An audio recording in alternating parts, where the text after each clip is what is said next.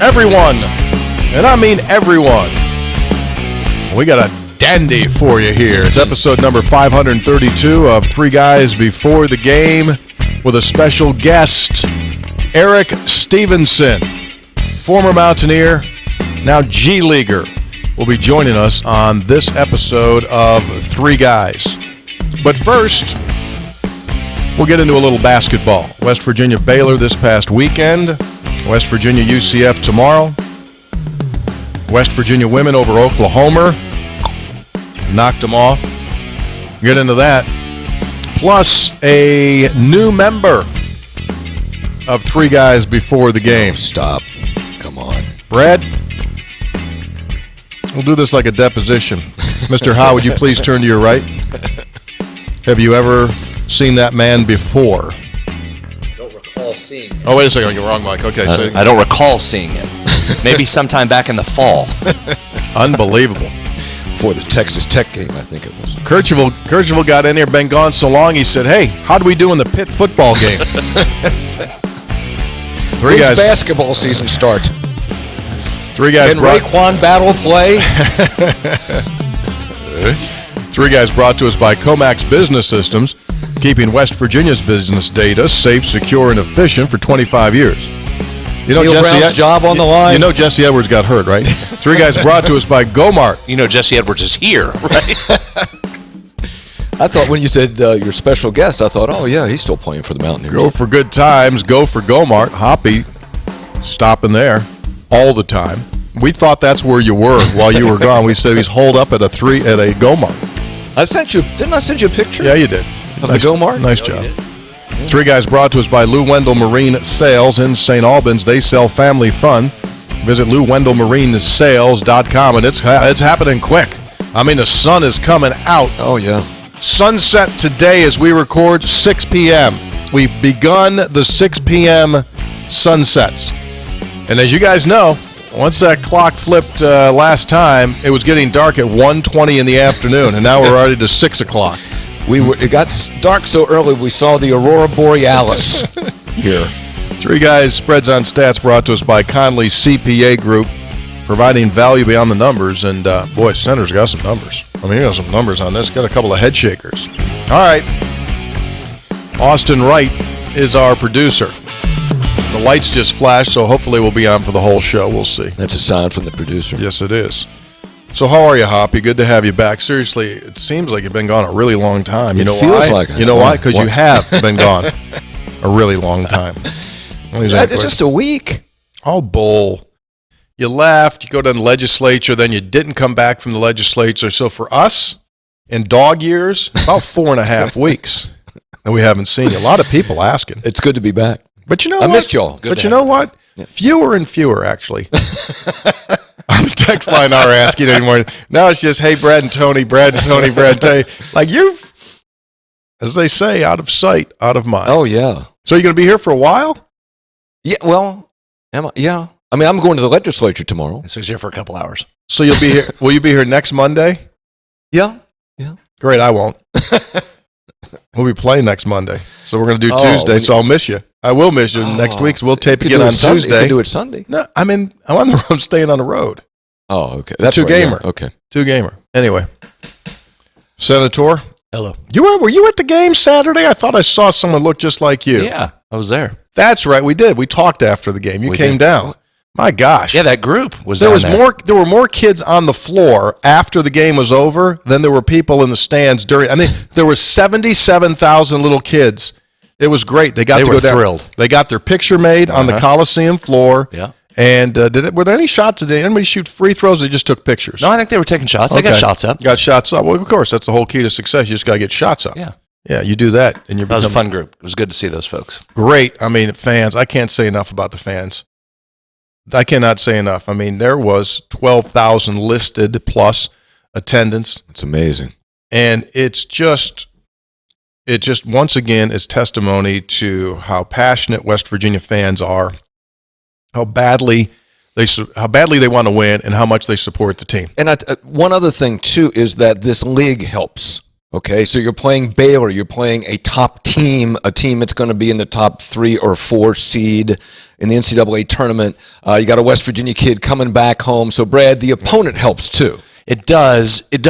But I give this fan base, I'm like Tony, I give them a lot of credit, knowing the challenges going into this season and still continuing to come out as you're late into February here. That matters, guys. That's going to matter moving forward. Right? The support that is surrounding a program is one of the most important factors.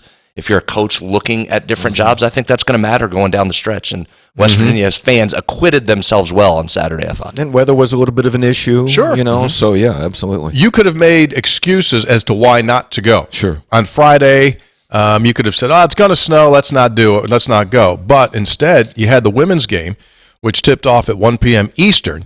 And that was a great crowd. Now, were you there too for that one? No, had a youth playoff game I had to attend. Excuse me? Playoff game. We had a big playoff game, so I had to attend it. And did you advance? Result? It's a 3-game series, knotted at 1. Did you win or lose Saturday? Lost Saturday, won yesterday. So you were on the verge of elimination yesterday. Yeah, fought back. Backs against the wall. Did you do anything different strategically? I can't divulge. That series is still ongoing. Well, the other team probably knows what you did by now. Maybe. I don't know what they know or don't know. I'm not going to give them any help. When's the rubber match? Probably have people listening to the broadcast trying to pick up tips from them. I'm not divulging that. They're watching film right now. So all right. are we. All right. All right. Hurry up with this thing. I got defenses to help break down. All right, Neil always gives you I'm not saying a whole lot. I'm not saying a whole lot. You don't know who's listening from the other team. You when the next game is. I'm not going to tell you anything. Yeah. That's fine. That's fine. All right. So first off, let's do this thing in chronological order. Super shout out to the WVU women's basketball team. Mm-hmm. They just were fantastic. What a game that was, man. That was awesome. Came down to the wire. That was a battle. That was a good old-fashioned, just let's get it on. First place against the team tied for second place, and it was good. And again, I think it portends what the future will be for WVU women. That's going to become the norm. Well, you would hope, but also just enjoy the moment.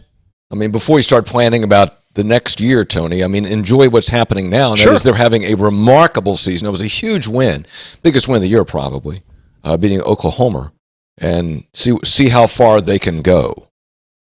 Quinterly again, big shots late. Oh, man. Quinterly, how about Jordan Harrison? 10 points, 9 assists, 6 rebounds, 4 steals. Is that a good line? Is that making an impact?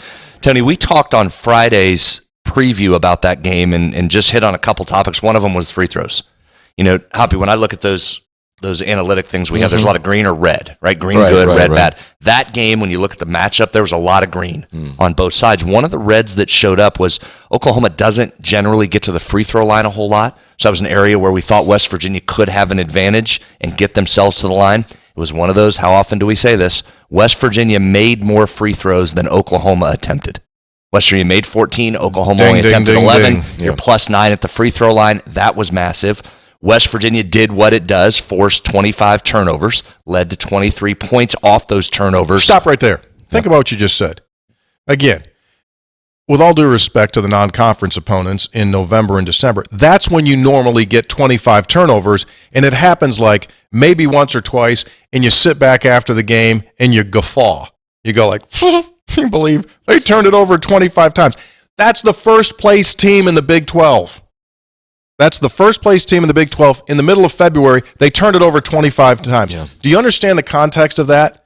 Yeah, 25 times is an absurd number.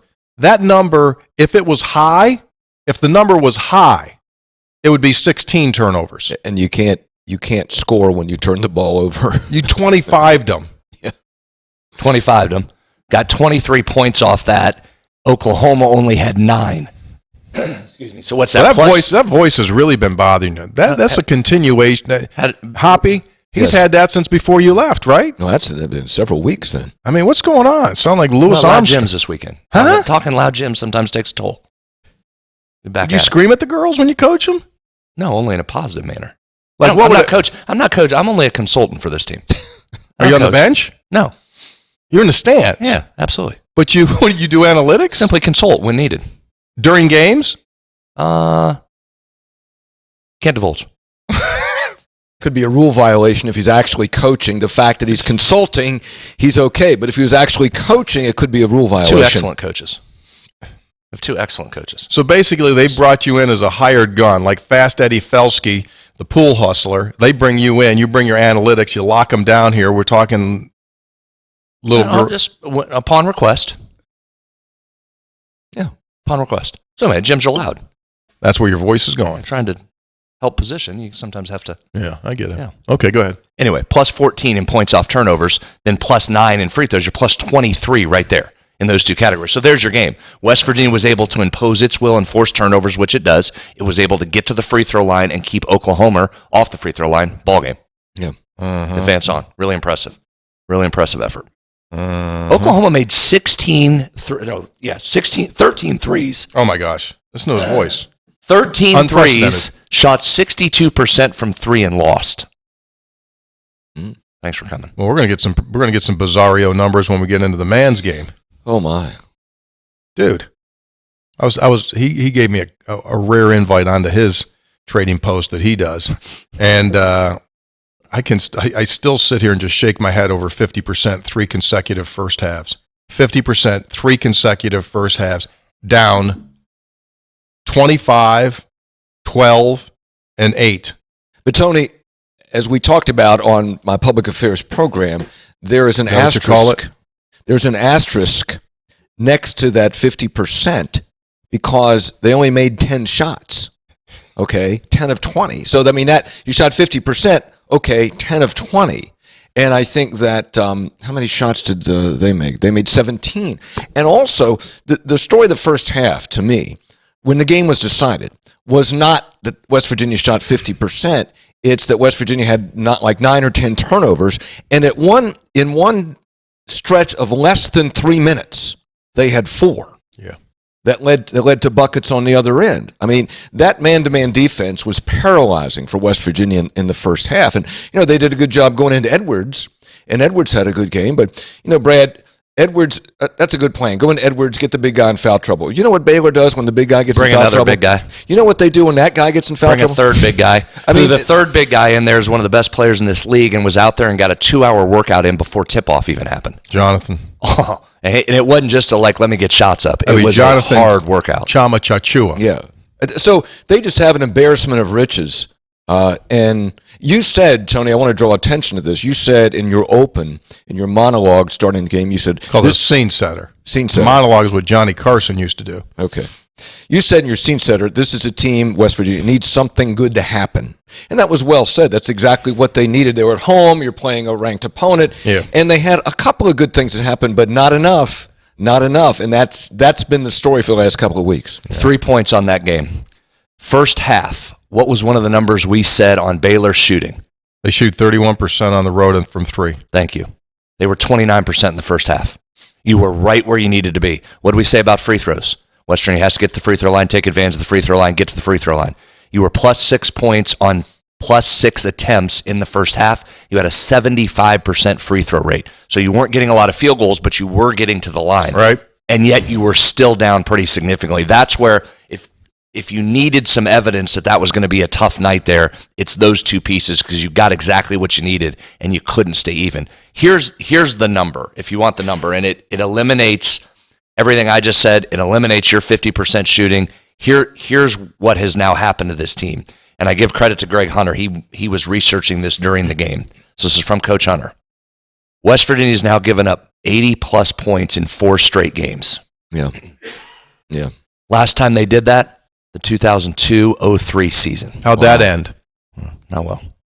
So that's really, guys, that's the issue with the team. It's the defensive side of things. It's just too easy for these other teams to score. That's where this is at now. Mm-hmm. That's the challenge. Mm-hmm.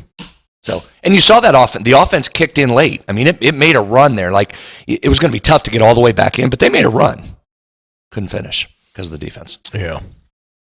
What is particularly upsetting is the turnovers. That's the big statement, but the softness of the turnovers to the point that you just want to scream at the top of your lungs, or at least inquire, how exactly did you think that pass would arrive at your intended destination without someone from the other team taking it away?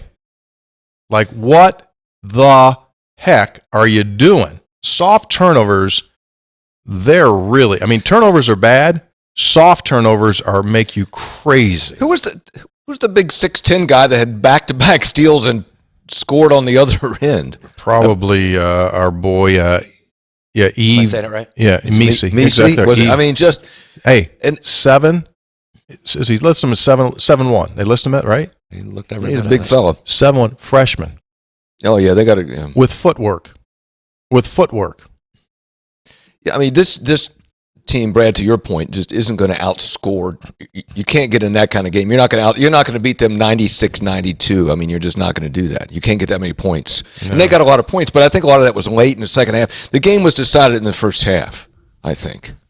When West Virginia just was shut down offensively. Okay, they shot 50%, but man, that defense by Baylor, that man-to-man was very effective. You were scoring. You were scoring at the line. I mean, sometimes when your shots are down, if you're scoring at the line, you're there. It was the defense. You just didn't hold them in check in a half when they weren't making shots. It was the points off turnovers and those steals at midcourt for dunks. That was too easy. That you were there if you had played the defense to limit them when they're missing their shot. That's what they do. It's go to the basket, dunk or layup, or shoot a three. They weren't making threes. So what's that tell you about how many layups they were getting to be ahead by that much at half when you were beating them at the line? And they come out to start the second half. It's anyone's game. It's an 8-point game at halftime. You score the first 2 baskets in the second half, it's a 4-point game. It's anybody's game.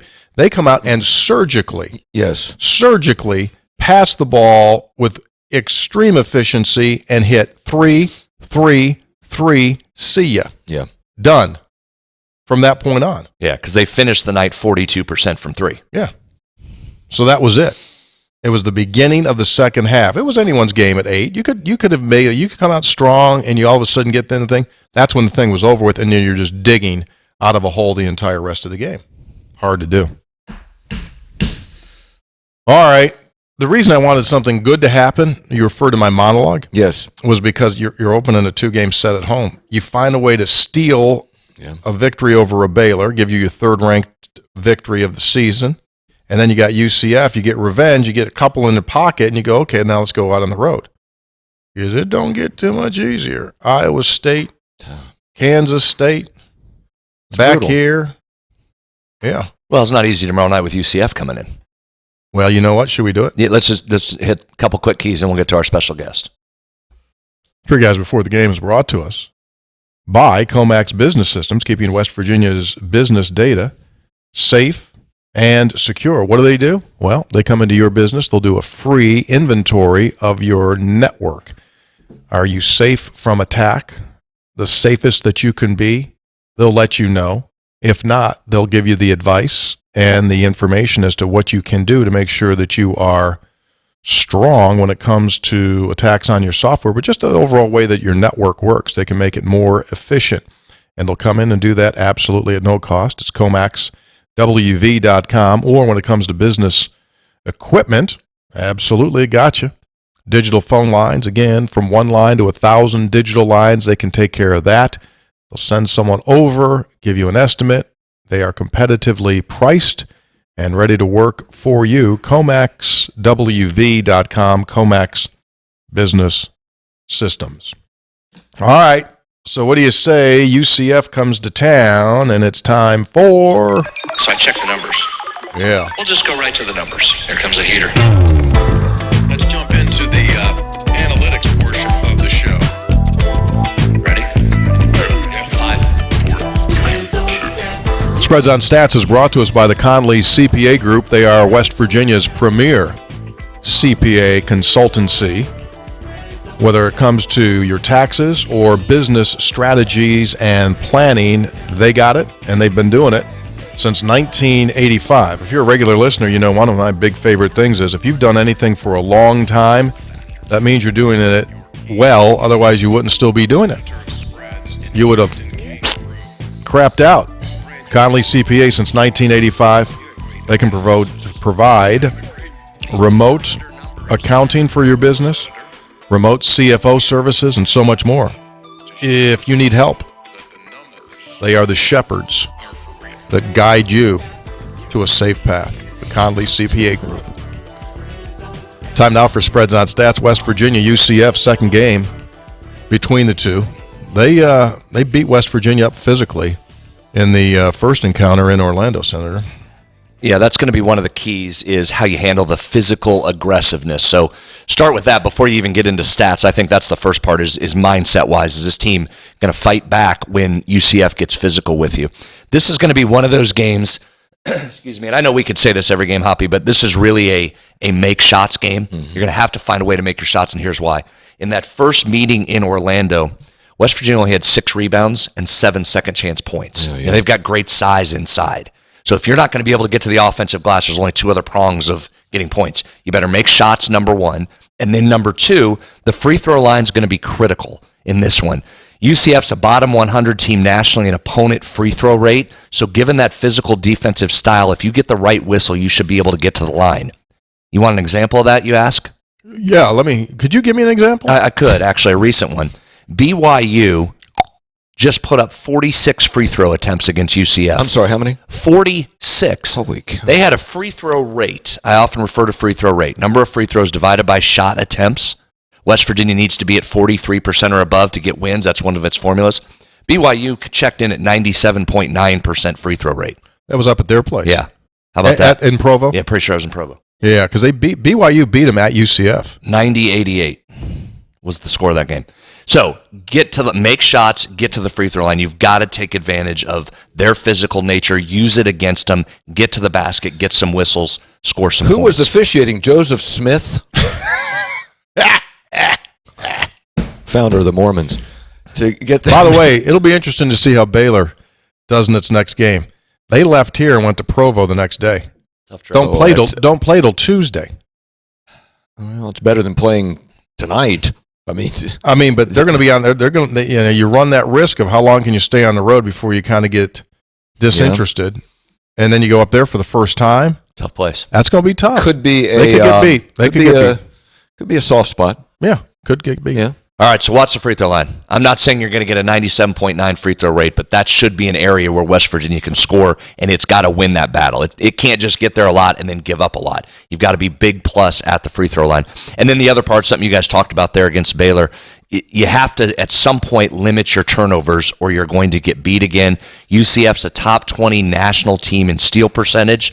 So for a team that really struggles to score in UCF at times, doesn't shoot the ball extremely well, if you're giving up those live ball turnovers on steals and they're running in transition, which they did all day long in the first meeting, that's a recipe for disaster. If you can limit those turnovers that help in the points off turnover category and then force them to have to make shots to beat you, you're in a better position. So free throw line and steals are the 2 biggest keys I'm looking at tomorrow night. Here's how many? What have they lost in a row now? 4 or 5? 4? West Virginia. What's it been? Quite honestly, I've lost track. Oh, have you really? Yeah. So Brad, along with the stats, you're also at a point where can you overcome it emotionally, mentally, sure. Right? Because you're not winning. You're not used to winning. You're getting used to losing. So can you get over that? Mm-hmm. And that's a big emotional thing. Or do you get, like in the second half, someone go, here we go again. It's going down. West Virginia's lost 4 in a row. Last one was Cincinnati. Yeah. So that's why my number one key is mentally. How do you handle that? They're going to come out and try and physical up on you. Do you just say, okay, we're done. We'll just go ahead and take another loss, or do you want to fight back? Yeah. Oh, this is all about toughness tomorrow because, as he said, UCF is physical. They're older, a little bit older. And they will push you around. So it's going to be up to the Mountaineers. It's going to be up to the Mountaineers. You're going to get pushed and just sit there. I'd rather have 4 guys foul out tomorrow, battling and fighting, not literally fighting, but I mean get up in there and battle. That's what I'd like to see. I just cannot stomach getting pushed around. But what did Baylor try to do to Jesse Edwards? Sure, what everyone does. Yeah. I thought he stuck his face in the fan. Yeah, I thought he did too. Yeah. He absolutely did. He did a nice job. Went right after him. I thought he did a nice job. Yeah, and that's what you have to do tomorrow night. You have to go right at them. You need some help. Don't back down. Don't just settle for the 3. Get in there, battle them back, fight, get to the free throw line, get some points. So your two biggest are free throw rate and Limit the turnovers, specifically steals, specifically points off turnovers. points off turnovers and free throws. Okay. All right. Speaking of tough guys, Yeah. Speaking of tough guys, what do you say we bring one in? yeah. Let's go. I can kind of hear him back there. You think He's ready to go. We made him wait. He's already ready to start talking. He's ready to go. Do you think he's coaching our producer Austin Wright in the back? Because anywhere he goes, he just coaches him up. I'll tell you what, given the current guidelines of college basketball, after he leaves here, I would take him up to the Coliseum, I'd get his uniform, and I'd just put him in the game. You're not too far away. I mean, what the heck? You're not too Right? far away. What? All right. What are they going to do? In. So for those of you that are watching, watch this. When we come back, Eric will We're be taking a break? sitting down. No. Roll that bean video of Eric Stevenson. Here comes Eric Stevenson. Bring him on in. Here we go. Get his mic set up there, Senator. Pop that mic up there. Come on in here, Eric. Come on in here, Eric. There we go. Come on in here, Coach Stevenson. Get in here. Get in here. Sit down. We only got 40 seconds of highlights. Sit down fast. Let's go. He's got more highlights than that. Look at him looking all smooth. There he is. Yeah. Get that microphone right in front of you, big dog. Well, he's got the chair set on high. Yeah.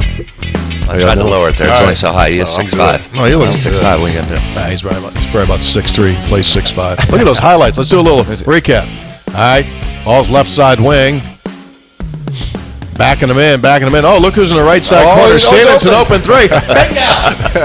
Splash. I was taking a bath. Found the open man. Look at that form. Shoots it like a coach. Let's see what he does here. Can he run in transition? Whoop. Crazy play. Oh, look at that. Oh, there it is. Bingo. Done. Wait a minute, that couldn't have been him because he wasn't talking to the opposing team when he was running up the court. Well, look at you in transition. All of a sudden. Oh, finger roll. Old school. Just drop it in. Some people question whether you can dunk it or not. I don't know. You finger roll that thing in there. Let's see Here we what go. you do here. I got 4 What do you got here? What do you got? Yeah, on you this put some year. dunks in. Oh, that's NBA basketball. Boom. Spot up for 3. Oh, they got to look. 3 foot was on the line. Yeah. Now, would that be one of those on-guarded catch and shoots we talk about a lot, right? Yeah, he can do that. All right, welcome into the program, Eric Stevenson. It's a return. Thanks so much for doing this. Oh, yeah. Happy to be here. Good to see you. Dude, we missed you. I miss this place, man. I miss the Coliseum. Miss the fan base. Your name comes up a little bit on this show. A little bit. You know how many times we said this year, if you just had a freaking guy like Stevenson that had some balls that would stick his face in there and guard and go down and shoot and give someone some crap. It's, I don't know. I got to watch what I say. But it's, it gets me going watching them boys, because it's frustrating seeing the lack of just fight. You know what I mean? You and I were sitting together in September. It was like 2 days before you left, if you remember, watching practice. Yeah. And I said, what do you think? And you go, they're skilled. He goes, but I don't see any dogs. There's no barking out there. There's no, not necessarily you got to be, getting into it like I like to do, but, you got to have a little bit of something, to you, because you got to guard, you got to put up some fight. You're in the best league in the country. So if you're not going to put up any fight, man, it's just going to be layups and dunks. And I've seen a lot of that. I've seen that. Yeah.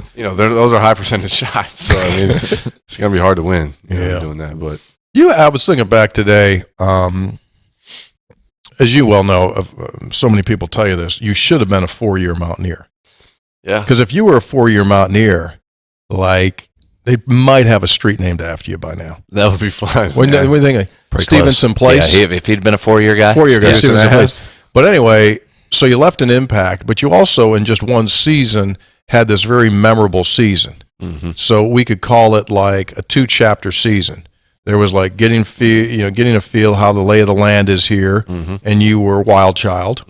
And then the Oklahoma State thing happened, and that took you a couple of games after that to reset. But he got sick, too. Yeah. Yeah. Yeah, you're right. You Bad. sick.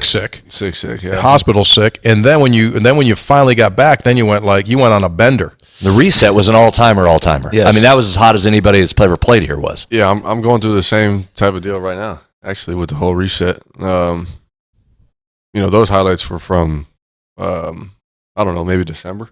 But playing a lot then, and I was playing a lot to start the regular season, the new year, and then we switched some things up, and then now I'm coming off I was coming off the bench for the majority of the year, but just trying to get back into a rhythm, because basketball is just pure rhythm, for a guy like Pure me. mental. Mm-hmm. Yeah, and so like when you're, the G League is very wishy-washy. You never know what you're going to get. It's just very inconsistent. What do you mean by that? It's very inconsistent in terms of guys being sent down to play with us. Roster change, and what they want to see. They being decision makers, what they want to see from certain guys in certain positions. So like obviously it's my first year in the professional world, but they've put me in positions to be a microwave off the bench, and I was successful at that. And then they put me in a position to score.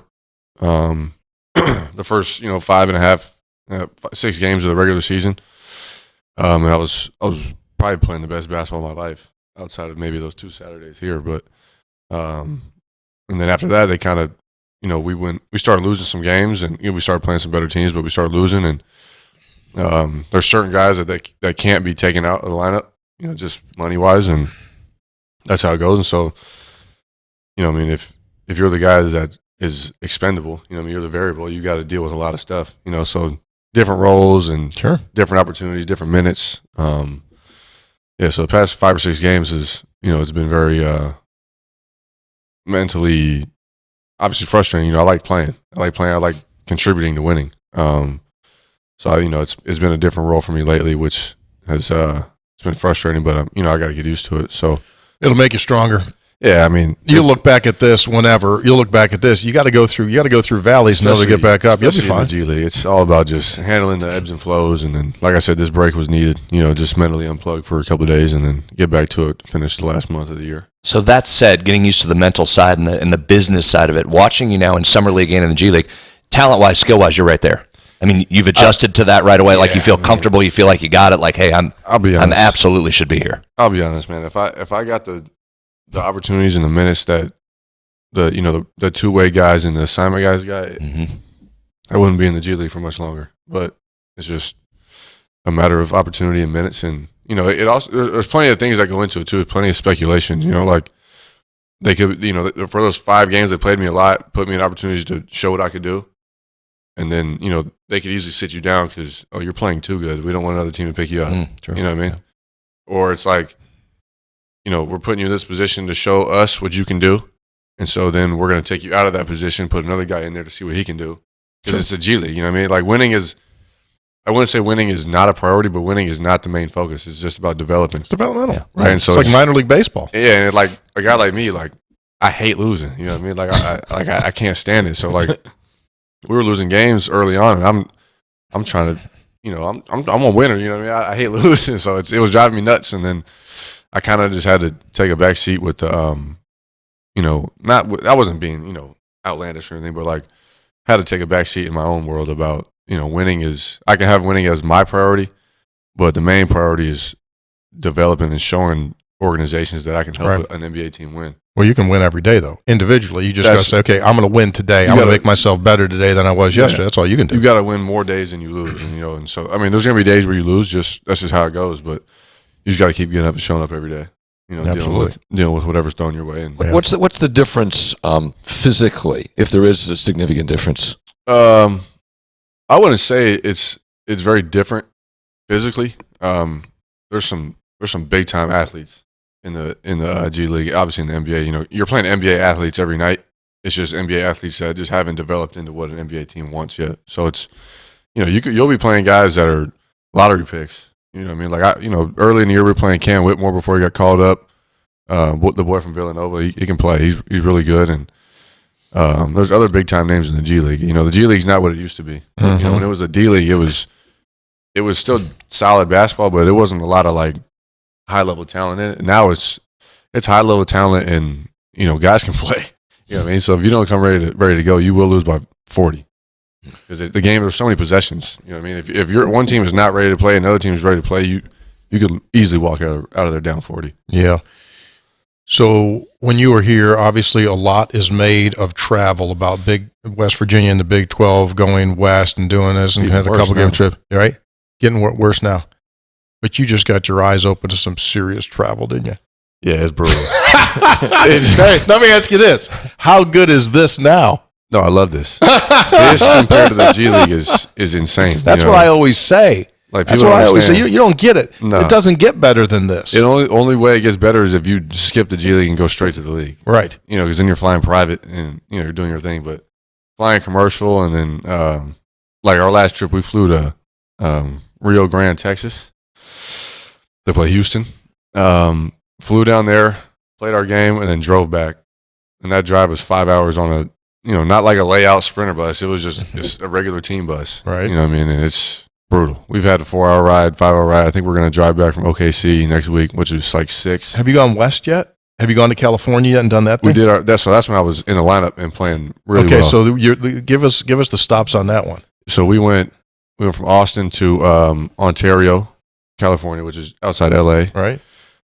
Spent 4 or 5 days there. We had 2 games there. Went from there, drove to Vegas, which is like 3 hours. That's not bad. Swept Vegas. Then we had so that was and before we went to California, we played LA at home. So LA on a Friday or whatever it was. Flew out Saturday.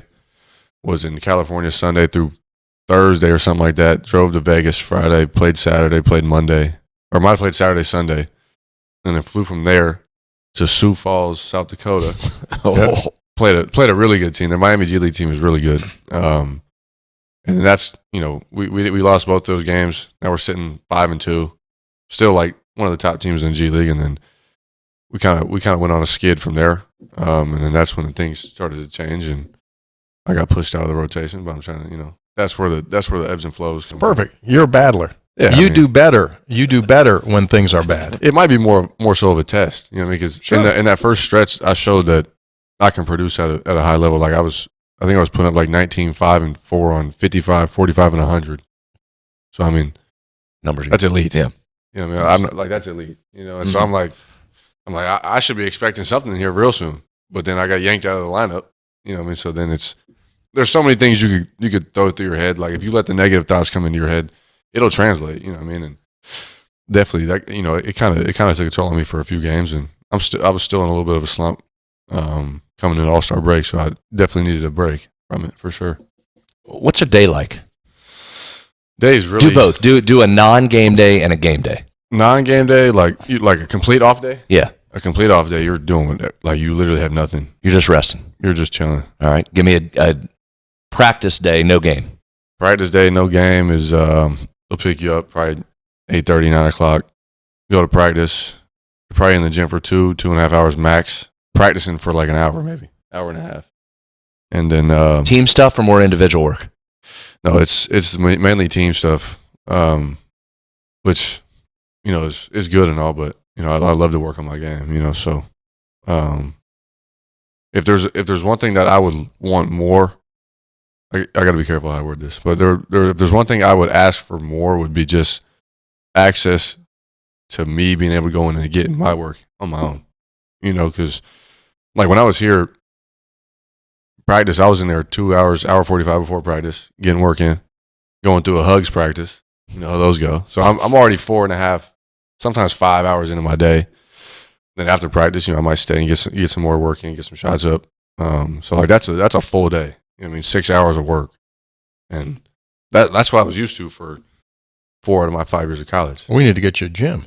That's what I'm saying. So it's Is it a facility issue? Is it a team issue? They don't want guys around when they're not in. What's the issue? I think it might be a little bit of both. This just speculation. Kawhi Leonard used to play for the Spurs back in his young days, and obviously he's a gym rat. He's a superstar, so obviously he puts his time in the gym, and he was one of the guys. From what I've heard, he was one of the guys that really, the whole load management deal. He was really one of the guys that kind of started that, because he would be working his tail off and then going to games and maybe not be able to play as many minutes as the Spurs would like him to. Mm-hmm. And so, we need to limit your off time of being in the gym. We need to cut that out a little bit so you can play 30 whatever minutes we need you to play.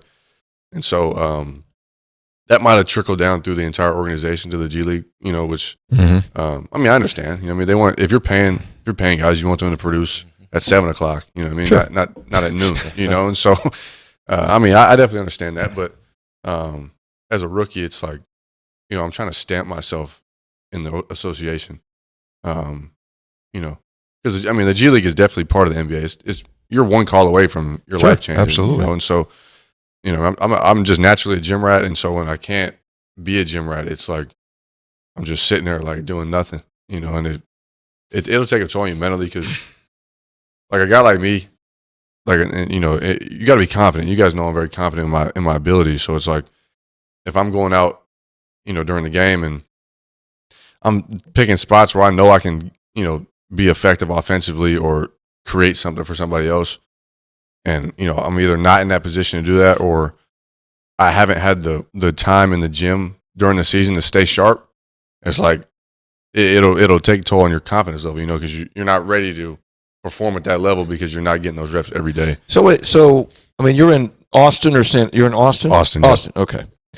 So they don't have a regular facility, and they can't go, like a trainer can't let you in, and so we practice at like a it's almost like a rec center, but it's like a higher level rec center, like a public just workout. Okay. It's like LA Fitness, but it's more private than LA Fitness. I mean, you got membership and all that, but then where are the games? the games are about 40 minutes away in Cedar Park, Texas. Okay, That's that's where outside of Joe- San Antonio. That's Or? where Joe and them Yeah. stay. No, so Joe Mock. Joe Mock, friend of the show. Friend of the program. Friend of the show. He's adopted Eric. Sure. Adopted Yeah, Eric. so, Where do you live in Austin? I live in Bee Cave, Texas, so it's like 20 minutes from downtown. Then they put us up in a pretty nice Did you area. drive by his house over the last week when you were there? I thought, but I was just down there. My son lives in Okay. Bastrop, which is Okay. outside of Austin. Yeah, You've been to 6th Street? I've been there a couple of times, and Rainey? Been to Rainey Street? I've been to Rainey once. Yeah. And it He's a nothing pro athlete. Doesn't need to be socializing like you, running up it's and nothing down. like High Street. He's not wasting time on 6th Street. It's nothing like high street. I was I was told that it was going to be, probably one of the best places you've been to. I'm like, all right, we can go test it out a little bit. We got some time, and went there, and I haven't gone back. Well, you're coming from a pro area. I'm coming from a Hall of Fame, like Hall of Fame S tier party school. So it's like, That's true. yeah, it's, I think like it's hard to compete. to me, 6th Street is very true. Rainey Street, I liked a lot. Yeah, no, Okay. they're, if you're from that area, and Yeah. when it's supposed to be active down there, it could be a fun time for sure. But You're a pro. You don't have time. I just don't do You that got a whole stuff to lot. do. I really just don't do that a whole lot anymore. gotta work. I'm just checking. That's Yeah. all. Yeah, It's I mean, just what he really likes to do a lot is go pontooning. And Lou Wendell On the Marine Colorado Sales. River there. Yeah, Lou Wendell Marine Sales is the premier pontoon dealer in the state of West Virginia. In fact, they provide the James Bond movie series with all the pontoons. You ever see Bond in a pontoon boat? It's from Lou Wendell Marine Sales in St. Albans. They're the premier pontoon boat dealer in the state of West Virginia. As I That's said earlier, unconfirmed. Huh? It's unconfirmed. right. So 6 o'clock is the sunset, which means we're getting closer and closer to pontoon season. So if you're ready, if your pontoon needs to be serviced, if your craft needs to be serviced, it's Lou Wendell Marine Sales in St. Albans. Visit them at LouWendellMarineSales.com. I could see the coach there on Lou Wendell Pontoon on the Colorado. No question. Goes right through Austin there. No I'd rather question. come back here and do it on Sheet Lake. I'd rather do it on Sheet Lake, no question. Yeah. Okay, fair. I think eventually at some point, I mean, it might be 20 years down the road, I think you'll live here. I hope I'm living here, coaching here. Oh, there we you go. go. That'll be There's the a nugget. See, Coach Stevenson. That's the Yeah, plan. I mean, Eventually. we do refer to you as Coach Stevenson. Hey, I mean, I don't Always have. We didn't I explain. embrace He that. knows. Yeah, he definitely knows. embrace that. for Guy sure. I saw you, guy that I saw watch you play in the G League says you do a little coaching there as well. I definitely, that's just my personality, so I try to, but it's very, it's very hard to. Maybe frowned upon? Yeah, it might be frowned upon. It might be frowned upon, really. That might be the way to put it. It might be frowned upon, but just, I'm very vocal, and I feel like I know the game a little bit, so it's like, trying to voice your opinions, but now I'm kind of at a point now where I kind of just let the other guys do it, and Yeah. I try and. What's find my niche. how's the officiating different, or is it It different? might be worse. What? Seriously? Yeah, it might be worse than Big 12. Really? In what way? Let too much go? Inconsistent? Call too much? Inconsistent. Very inconsistent. honestly, and a lot of the refs are very unapproachable, Oh, really? like very unapproachable. And you've had discussions with I've had officials plenty. over the years. I've had a couple of texts this year. Just my texts are warranted though. They're not like just I'm screaming at the other team. Like if I'm getting a tech, I'm gonna prove my point. You're gonna understand why I'm getting a tech. And Yeah. it's just I try not to speak to the refs very much. We have male and female officials, and they're like it has nothing to do with male or female. Like some of them are just very unapproachable, and it's almost like they think that everybody's paying money to come watch them ref the game, which is odd. It's interesting because they're there just like you guys are there to be ID'd and then to make it to the next level. So really? I'm wondering if their lack of communication is something that those that are observing them want. In other words, they just want to be like, they want tough asses because you get up to that next level. It is They're hearing it from the players all the time. All the time. I'm wondering how much of that is that. Yeah. It could be. I'm sure it's some of that, but also it's like it's healthy for the game to have respectful dialogue between officials and players and officials and coaches. But to your point about them trying to level up, and everybody in the G League is that. So head coaches, assistant coaches, players, All trying to get found. support staff, like everybody's trying to level up. So it's at the same time as you're trying to have a successful year. Everybody is me minded, which makes it very hard for a guy who's all about winning. It makes it very hard to navigate some situations, but you really just gotta. I don't know, like it's very difficult, but you really just gotta bite your tongue and Be your best. be your best with your minutes. Let me candidly, would you be better suited? And your goal is to get to the NBA, and we hope you do, and you got a great shot to do it. If that doesn't work out, would you be better suited to be in Europe, where there's team and trying to reach a certain goal, and there's more of that atmosphere? Good question. Because that's the question, right? Yeah. You have to make that decision. What's better for you to get to the league, Europe or G League? Yeah, so it's really like anything. It's about opportunity. So, like I said, I've been put in positions to be successful this year, and I've shown that I could play in certain roles. I think I've shown that I can. When I'm in rotation and in rhythm and involved, I've shown that I could make shots and play defense around a superstar. Like that's what my role is going to be at the next level. I'm not going to be a 20-point a game guy in the NBA. Like that's far fetched. I might get there one day, but early on I'll be, 3 Facilitator. 3 and D, find Wembanyama and space, that's perfectly fine. He's one of the best players in the world. So it's, space around him and play, and then the European game, to your point, is different in the aspect of there's no there's no G League for a European team. So it's like if you're on that team, you're there to win. You're not there to develop. You're not there to get called up somebody else. Right. You're there to win, and if you win and be successful, then you can get a better contract. So when it comes to opportunity of best way to get to the NBA, I think it's all about what organization you're in and what that organization sees for you and allows you to do on the court. So, like, obviously, I have a month or so left with the G League, and so we'll have our exit meetings. So, in those exit meetings, you'll have to ask your questions. What do you see me doing? Do you see me a part of your organization in the future? First of all, do you even want me back? That's number one. Because they could just cut ties with you right there. So. It's really what team is going to put you in a position to show what you can do. And then if another team or their team or, if the Spurs or any other one of the teams wants to add me to their organization, if they have a need for me, then that's how that'll go. When they pull a file out in the league on Eric Stevenson, scout report, what do you think it says? Does well, needs to do this in order to get to here? Does well, I think obviously, he can space the floor. He's a threat from the 3-point line, which is huge in the NBA because it's all athletes trying to go downhill. So, if guys can create, we call it gravity. I'm a gravity guy. So, if you see me sprint to the corner and my guy has to flatten out to the baseline, it creates a driving lane for an athlete to get downhill and go finish. So, he's a gravity guy, competitor. Obviously, that's probably number one. That probably trumps everything. Competes. He's gonna fight on both ends of the floor. And I think the box that was the one I needed to check the most was, is he going to be able to defend at a professional level? And I've already shown that I can defend. I can defend in my one-on-ones, and I can defend in a system. Because the professional defensive system is way different. So it's basically just you got to show that you can fit in a system with rotations and closeouts and certain things like that, and understand scouting reports. It's a little different. Answer this question. As you know, there are those, and probably a lot of those, that say the NBA doesn't play defense. They play defense. They definitely play defense. There's some guys that don't. Obviously, you can just tell, but the NBA plays defense. It's just it's so hard to, like, if you have 4 guys on the offensive end that can score at any time, it's hard to stop that. Yeah. So you have to scheme differently, you have to rotate differently, and it's like you got to play the numbers sometimes because.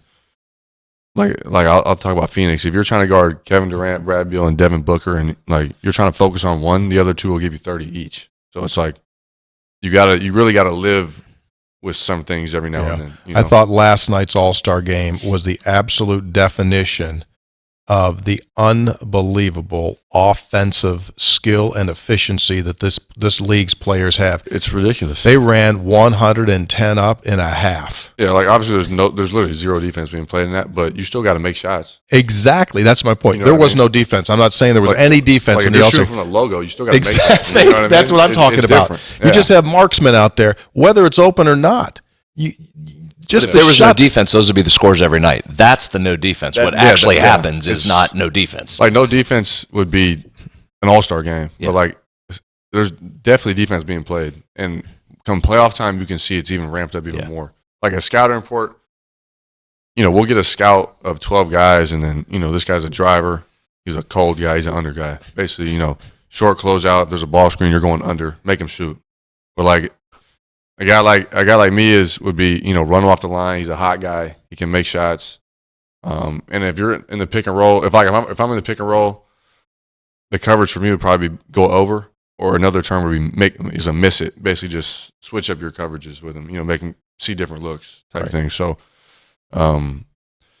honestly, I was a believer of the defense of the whole defensive thing, where guys don't play defense in the NBA until I got into the NBA system. They get up in you. And I'm like, yeah, these guys play a little defense, but like, I understand why you could see that, because if you just make the right play, which is very uncommon in the G League, if you just make the right play, you will get an open shot. You know what I mean? Just because guys are so good at getting downhill in the paint, and guys have to help from somewhere, there's going to be 2 points. So that's another thing when it comes to you pull the file out on me is he's going to try and make the right play.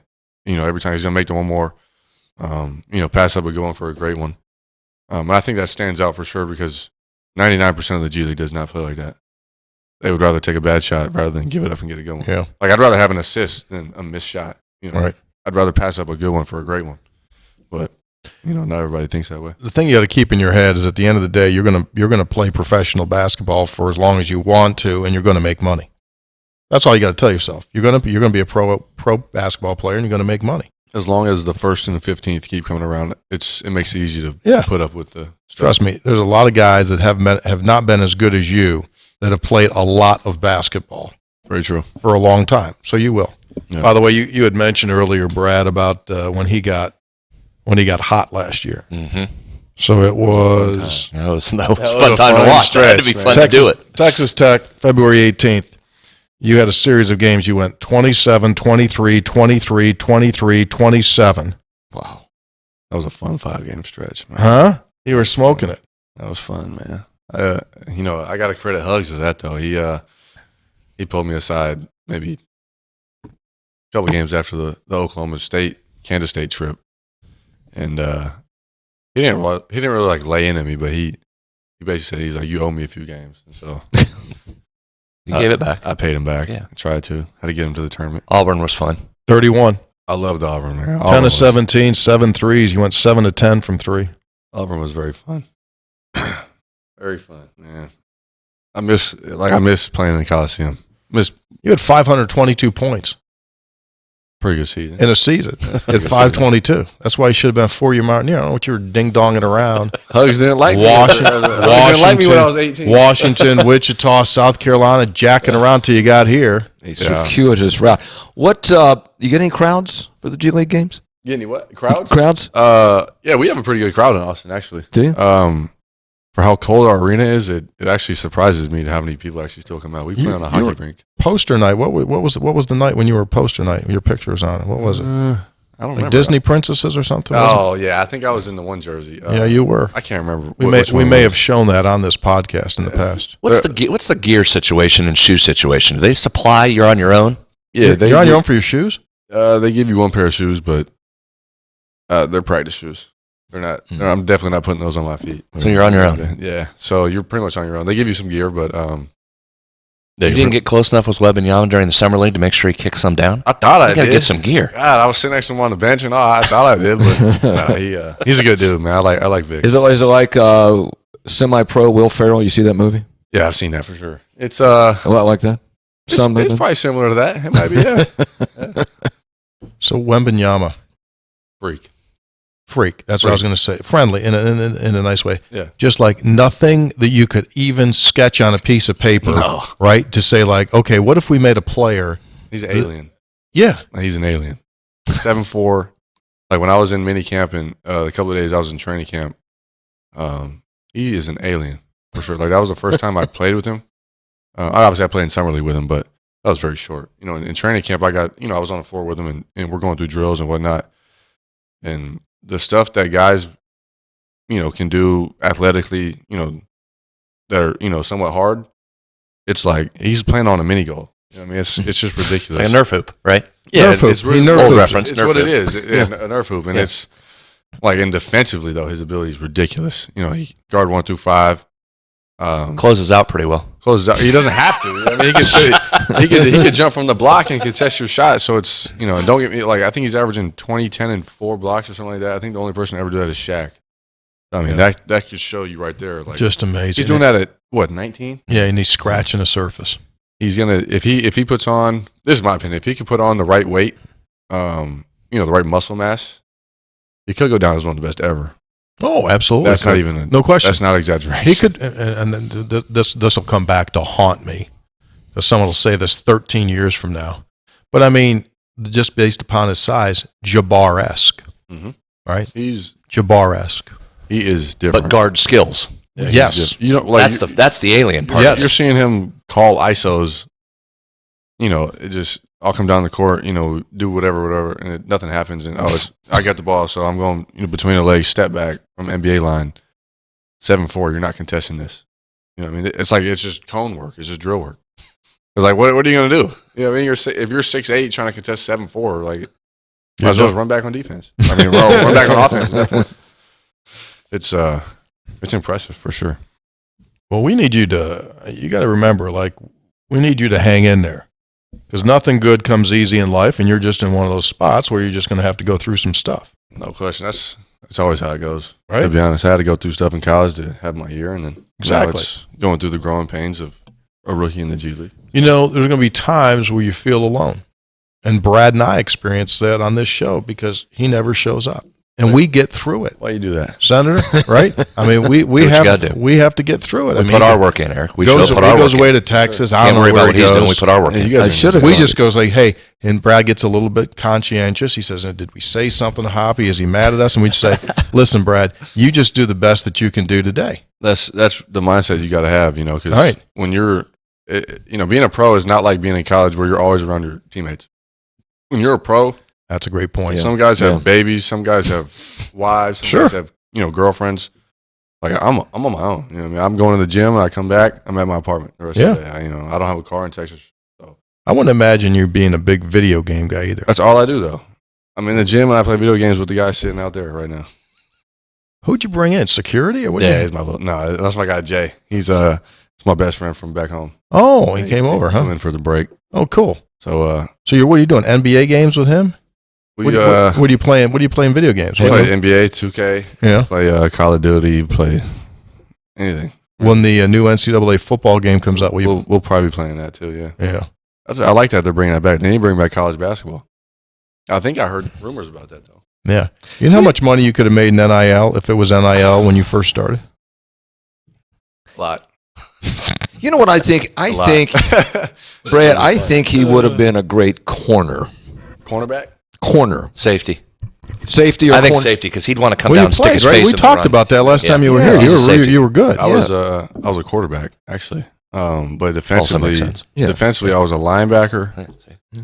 But I'm saying college level, I see him as, Yeah, I as an think oversized safety or QB. corner. See, I right? think he's a safety because he just roams out there. I and would- somebody's I would extended. I would be literally tossed at every game because the way they play now is so soft. I don't play like when I'm playing football. It's taking heads off. Stick your face in there. Wants to hit somebody. Yeah, they wouldn't allow that. They don't let play And for like this as a rod. quarterback, they had to Hit your teach ass. me how to avoid hits because I was like I'm just running through people or trying to at least. Yeah. Best food you've had anywhere in your pro circuit? Good one. Good barbecue in Austin. There is good barbecue in Yeah. us. Sure. Don't lead the witness. You go to Salt Lick at all in Round Rock? You ever been there yet? That's good. I have Salt Lick. And Salt Lick Barbecue in Round Rock. Best food. Mock bring you anywhere good to eat? Mock and I went to Pluckers, the chicken spot. Yeah, was it good? Yeah, it's good. Yeah, it was my idea. I went there. Yeah. There's one in San Antonio, so we went there. It's pretty good. I'll tell you what. The breakfast we had when I was in Mexico City was good. Oh, really? What was it? It was just just typical breakfast, but it was Chorizo and Yeah, stuff it was like good. that. You know, Yeah. they had Savory. they had a whole spread of whatever you needed, but that was good for sure. G League, you're pretty much eating Yeah, you're eating. whatever. They're not bringing what we had here. Exactly what you had. That's what I was Yeah, just going to so say. It's not like eating here. I mean, I could say the best food I had this year was Subway. That's what, Any dealings with Coach Popovich? I've talked to Pop maybe a couple of times. I talked to him mini camp going into summer league, and I talked to him a couple of times in training camp. Yeah.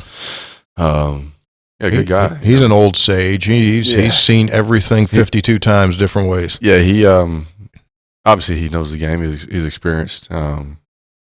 He has had his fair share of success. So Say so. obviously he's on his way out. Yeah. Whenever he wants to do that, I think he signed a 5-year extension or something like that in the summer. But yeah, I don't know how much longer he's around coaching. Hey, did you like the TBT? We haven't talked to TBT you was since fun. then. Yeah, TBT was real fun. I don't know what my status is for that. It all depends on what this, my feedback is here in Sure. a month and a half. But that was a or fun two, experience. Yeah, Yeah. it was fun. It's always fun putting the West Virginia uniform back on and playing in front of the fans. It's definitely fun. I think if we put together a squad, we could actually be competitive in that for sure. Like make a run at it. Yeah. Elam ending's a fun way to end the game. Yeah, especially if you have Pumas on. Those are fun. A little extra cash. Get extra, Yeah, you do get a dollar. little, you get a little extra. Yeah. You get a We suggested before you came in, Eric, that you could just go up the street here and put on your uniform, just play. I mean, the rules are such that just you could probably get Such that there are re-eligibility. I yeah. pray for that, every day. I was like, man, I wish I had another year at West Virginia. But Should have just stayed and just till somebody told you to leave. I wish I could, honestly. It's like that one kid in Miami, 9 years football. Yeah, that's insane. What? Yeah, right. It's 9. Yeah. 9. Yeah. He's been granted a 9th year of eligibility. There was some guy I saw. He's 7th or 8th year playing basketball in college. Yeah, I've seen a 7. Yeah, a bunch of redshirt years. Yeah, I've seen it. Well, the kid at O'Bannon at TCU. Yeah, he's 7. This is still 7. Yeah, He's still there, dude. Is he playing? Oh, Yeah, he heard us last Monday. Heard us. Got double figures. I didn't know. He's from Washington, I think. I remember he said something. We were playing at their place last year. He said something about Seattle and like he was from there. Yeah, well, the brothers, Charles. Oh, wait, that's what it was. His when I was at Washington, I want to say his dad or maybe his uncle was on the staff there. Okay. He was a support, Okay. just around sports Yeah. staff. So that's where the connection was. That makes sense now. Well, here's the deal. So why does he come back for his 7th year? He's not going to be in the NBA. He could go overseas, or he could make He made more money here. about $7,000 a month for a year for the season. Add those up. Why wouldn't you go do it? I mean, the way the NIL has changed it, like you could look at it on the women's side for sure. Like Caitlin Clark, does she have another year? She does does if she wants it. And I'm strongly advocating that she goes back and takes it. Yeah, Because like she'll make more about money. she'll make 2 to 3 million falling off a log. and then she'll make the record. Literally, nobody will ever touch the record again. Like she's at what, almost 4,000 points? Mm-hmm. Like 3,600. Yeah, she comes back for another year. I don't know what her season totals are, but it could easily be over 45. She needs to. Yeah, and her pockets will be set pretty too. She needs to. 3 Guys Before the Game brought to us by Gomart. That's where we think Hoppy was housed when he was gone for a lengthy period of time. Eric, I go away for a couple days. And this is what happens. Tough to reinsert. Get her. We almost were thinking about doing an orientation with him today when he came back in. This is the show. Gomart, get that rewards card, and you can save money on food and fuel. Your rewards points all line up, so check it out. It's go for good times. Go for Gomart. Toasty coffee, which Hoppy's going to get a couple of cups when he drives down back to the legislative session. Eric, could you stay with us a little bit for textual healing? Textual healing, yeah, we can do that. Okay, let's do it. Let's do it, man.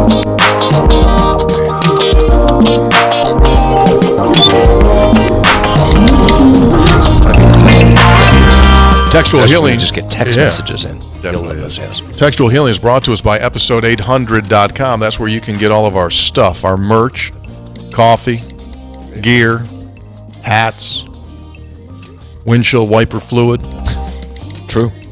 ball bearings, 3-in-1 oil, whatever you need. Camouflage. We got it all. Coffee. Visit episode800.com. Popcorn. I ran out of Is that what you drink? Game day. Eric, we make gourmet popcorn. Mm-hmm. Unbelievable. Mountaineer Munch. Not near months.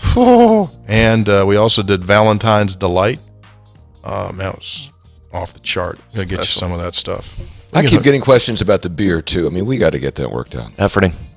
We are efforting. Okay. Yeah, there will be a new day. Did you? I'm ready to do that. You ready to go? Yeah. You want me to go first? Yeah, go ahead. You want me to lead off with this? What's your story?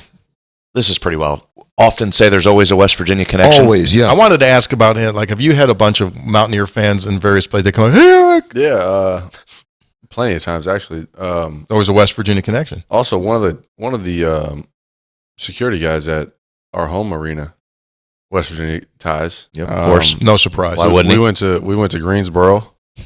There was 4 or 5 West Virginia guys sitting courtside, a couple behind our bench. We went to Philly. There was like 4 or 5 in there too. Sure. They're everywhere. Yeah, it's like they're like lint. Yeah, and like some of my teammates will be like, why is the West Virginia guys here? I'm like, I was like, I went to West Virginia, bro. Like, that's how it goes. Once a Mountaineer, I always was a like, Mountaineer. you're always a Mountaineer. But it's like a face tattoo. It ain't going away. No, and like there'll be random people. Like we'll be in other gyms and like a janitor, and it will be West Virginia Tide or a security guy in another gym, and I'm like, how's it going? It's the most amazing thing. It will follow you for the rest of your life. Oh, I already know. And that doesn't happen to the other guys on your No, team, right? no. I mean, yeah. There's no other. Like I don't see any other college. Hey, I'm from Illinois, No one too. from Temple showing up behind your bench. Wave all due respect to Temple, of course. Of course. Like, there's no one going to come up to you and go like, hey, I'm from Conway, South Carolina. You played at South Carolina. Never. But they're going to I've go never like, seen that, no. hey, man, I'm from Summersville. Hey, I'm from Weirton. They'll I'm be from like, Well. they'll just be like, I'll hear random during the game, like go Mountaineers. Like I'm like, I'm at the foul line just hearing go Mountaineers. Perfect. You got to acknowledge. I hope you acknowledge that. You have to acknowledge that. Oh yeah. That's excellent. Perfect. Okay, so along those lines, here's one for you. Often refer to my guy in Iowa, Tommy. Remember, college teammate of mine? Oh, yeah. Yeah, big listener to the He show. was a better athlete than you. So I often mention Tommy. Yes. Tommy was on the road here last week in Louisville, Kentucky. Okay. Okay? He was attending the Louisville Farm Machinery Show. Excuse me. A very popular Louisville I'm sure it's huge. farm machinery show. Combines and stuff like that. Yeah, big farm machinery. Over 300,000 attendees over the 4-day period. Yeah. Okay? Yeah. So he's engaging with different people, talked to hundreds of people throughout his time there. Happens to talk to one gentleman who's got a West Virginia tie, was from West Virginia originally. And Tommy says, oh, former college teammate of mine, good buddy of mine, used to be an assistant AD at West Virginia University, now does some radio and podcasts. He tells him this. Tommy said that to the guy. It's just random gentleman. And the guy, they start talking and has a connection to WVU, kid maybe coming to WVU here in the near future. And they start talking, and somehow 3 guys comes up. Tommy said, 3 guys before the game, you heard that? And he goes, oh, yeah, my son listens to it all the time. I listen to it. So 3 guys listener, which is a great story, right? Sure. So in Louisville, guy from Iowa people. meets Terry Hauser. Go ahead and put the picture up, because here's what's the most amazing part. Oh, The guy says, well, I'm wearing a 3 Guys shirt right now. At the farm show? At the farm show, he happened to have it on and runs in to Tommy, who asked him about it, and he said, yeah, I got the shirt on right now. wow. He's got one of the OG shirts Old on. school. That's the old school That's the original shirt. That's when Hoppy used to You guys show are up. big time. Yeah. What's the chances? An Iowa guy talking to a West Virginia native That is in bizarre. Louisville, and the guy's wearing a 3 Guys shirt when he's introduced to my At the buddy. egg show, at the farm Like, it's show. not like the next day he came back and said, oh, I've Right. got the shirt at the hotel. Right. Look at my shirt. No, he's wearing He had it on. Wearing it. That's one of the all-time. That's That's top, an all-timer. That's top 5 all-time. That is. Top 5 all-time, besides Stevenson. Terry Hauser. Thanks, Terry. Appreciate you representing. That is strong. And to his son, who wrote in a text. You can go and read text Great. from it. That's all. National Farm Machinery Show. In Louisville. We need to get to that someday. I probably should set up a booth. There's a bunch of listeners down there. I just set up a merchandise tent next time. Ethel, we got this booth request by this podcast in West Virginia. You appreciating Terry had the shirt on? That is classic. What are the chances there that you're in the conversation about the podcast with some guy from Iowa and he's got the shirt Well, on? obviously the chances now are pretty good.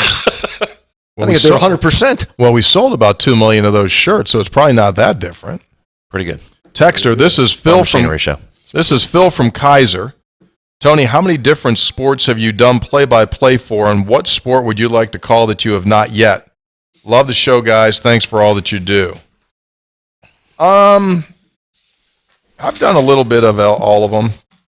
I did wrestling once or twice. I did hockey once or twice. I think hockey's hard. Soccer, lacrosse. He's asking me what I haven't done that I would like to do. I would like to do more soccer. Really? Yeah. Really? Yes. Interesting. I would like to do because it's just Done video games. I've done esports. I've done play-by-play of video games. Go to the pool, do swimming. I've never done swimming. Yeah. I would like to do soccer. Hockey What about would be. golf? I haven't done golf. That might be. You could just walk. That's a 18, good gig. You know, you just walk That's a 18. good gig. NASCAR. Oh, you've done racing, haven't you? I Kinda, did. sorta? I produced motorsports on radio. Dirt track? That can't be too hard to talk about. They're just making a left turn on the. Yeah, that's a different Trouble deal. in turn 2. Yeah, we got a problem. We got a problem. So yeah, soccer would be the one. Hockey would be a combination of basketball, on ice. I would like it because it's got a rhythm to it. It's got a boom, boom, boom, boom, boom, boom, boom, boom. It's When it's faster. going well, it has a rhythm. What's that? When it's going well, it has a rhythm. Yeah, exactly. Yeah, it does. Texter, Evan in Iowa, St. Patrick's Day popcorn. We've been talking about maybe doing a St. Patrick's. Well, I think it's too late. He wanted to go with a caramel green apple. Probably just let it rest until the 4th of July with something patriotic like firecracker, Taki style. Remember, Nico had a deal with that. Nico did an influencer deal with Taki. You ever had Takis? I've had Takis. Yeah. Yeah, it's a little spicy. Yeah, little sticks. Yeah, little sticks, yeah. So, yeah, that's a thought. We do need to get some more popcorn. Hello, gentlemen. Big Guy in Mullins writes in, Tony, when you brought up the Hostess snowball cake, it took me back to 6 years old. My pawpaw would come home from the mine and say, I got something for you in my bucket. Every time it would be the same thing, one pink snowball cupcake that he had left for me to eat. Oh, man. I'm 38 now. Pawpaw has long passed, but I listen to the show and it takes me back. Thank you guys for everything you do, which is more than you guys will ever know. Thanks for the memory, Big Guy in Mullins. Talked about those Hostess Pink snowball cupcakes. You ever had those? Mm-hmm. Like a furry marshmallow top. Very expensive. Texter says, I'm hearing some people talk about a Big Ten SEC merger. Are you all concerned? No. I mean, the SEC and the Big Ten they already have a merger. It's called the SEC and the Big Ten. I mean, they're out here and everyone else is playing for the next spot. So, no, that doesn't concern me. However, I am very, very interested and intrigued to see how this new conference, new NCAA higher level that they're going to create will look. Yeah. And obviously our biggest concern is that West Virginia is involved, and they feel good about this. Steve in Tennessee writes, do you know how they measure single game listeners or views for radio or ESPN Plus? Obviously, with the season ticket sales, the women's attendance will never rival the men's, but I'm just wondering, with the success of the women's season and the struggles of the men's, are any of the listens views close in any category? Signed by Steve in Tennessee. I'm sure they can find out how many streams are set. Radio is really super hard to really get a true handle on it, but it won't be close. I mean, the men, it will be just extremely high numbers, always will be. Whether the men are good or bad, people watch because they're either good or bad. I would like to see those numbers streaming-wise. League-wise, It'd be like based on the interesting. league. I'd like ESPN to release those. I'd like to see those. The girls had a good crowd the other night, though.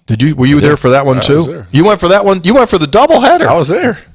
How about Coach Stevenson? He goes in. Get back in the Coliseum now, there, isn't it right? Back in town. Go watch games. They can play. Yeah, they can. They force a lot of turnovers. It's fun watching. Yes, them. dude, 25 against the other number night. one team in the league. Yeah, I looked at the Big 12 women's standings after that, and I was like, Oklahoma has to be at the bottom of the league playing like that. And I'm like, no, our defense is That good. Is that good? It's legit. Yeah, Yeah, they're good. they got some stuff going on. Play the right way too. Yeah, Coach Stevenson, they Breaking play it the down. right way. See, you said good. Oh, awesome. Yep. Keep your phone handy. We're calling you for breakdowns during the rest of the season here. Texter, I Just thought. playing video games. You can call in once in a while, give us your Yeah, breakdown. Yeah, we can do that. I'll You got time. commentate from the house. Sure. Spreads and scopes. See, they don't even include you in on these, Hoppy. Your persona I known. know. Yeah. I thought there was a rule work on your way back in coaches. line. West Virginia has Josh and 4 assistants, Alex, Deshaun, DeMar, and Jordan. Watching the Baylor game, an entire second row seated behind the bench of 12 to 13 student assistants or managers in their travel party. Is this a budget thing, or someone like the AD need to approve extra analysts for football? Why would other major programs not adopt the same? Allen and Morgantown. Now, what was that second row? I mean, Texas Tech did the same thing. They like Texas 90, is like that too. like they have like 90.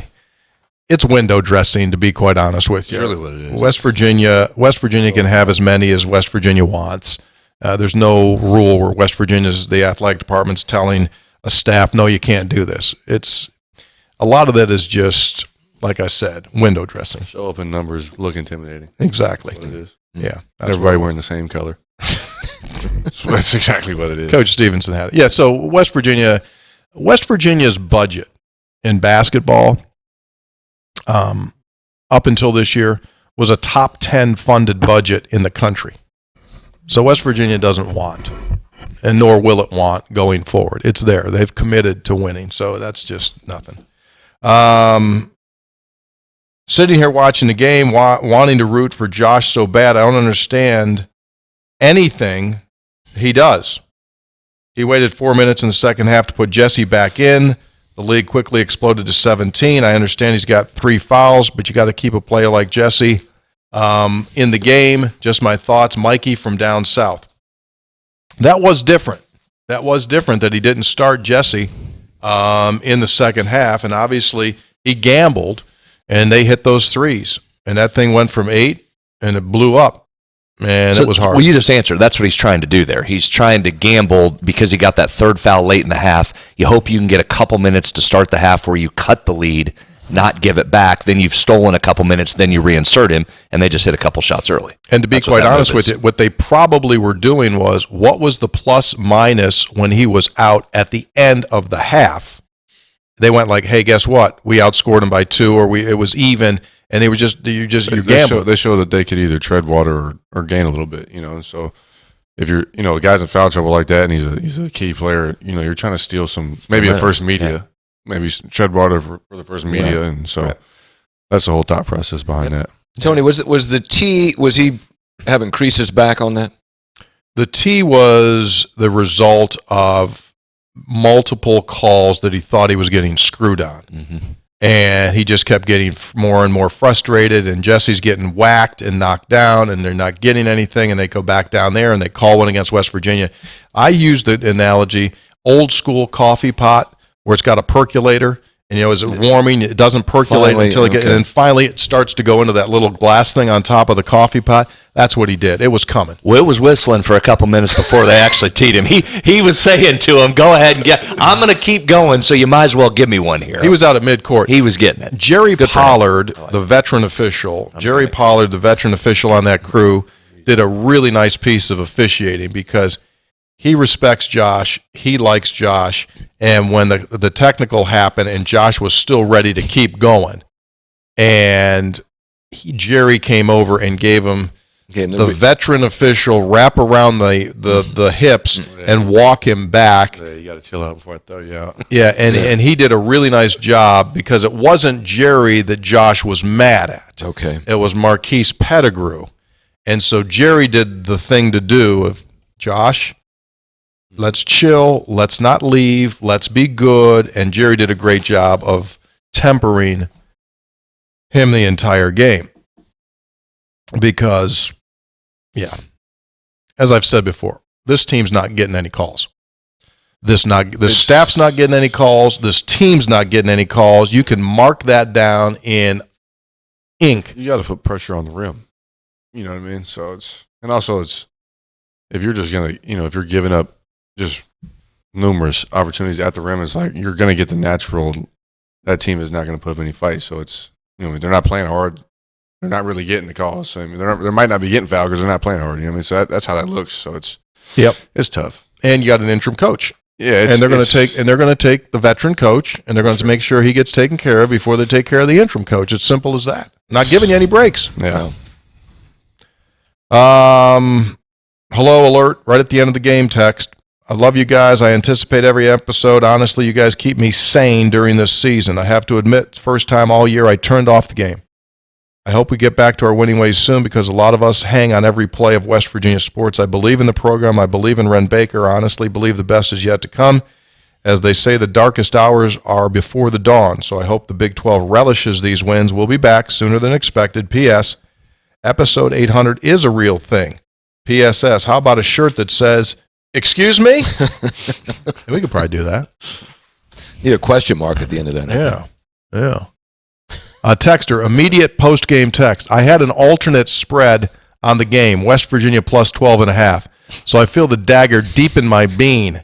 This team will unfortunately go down as the worst in decades. I think it's finally fair to start the conversation on who will we look at possibly to hire.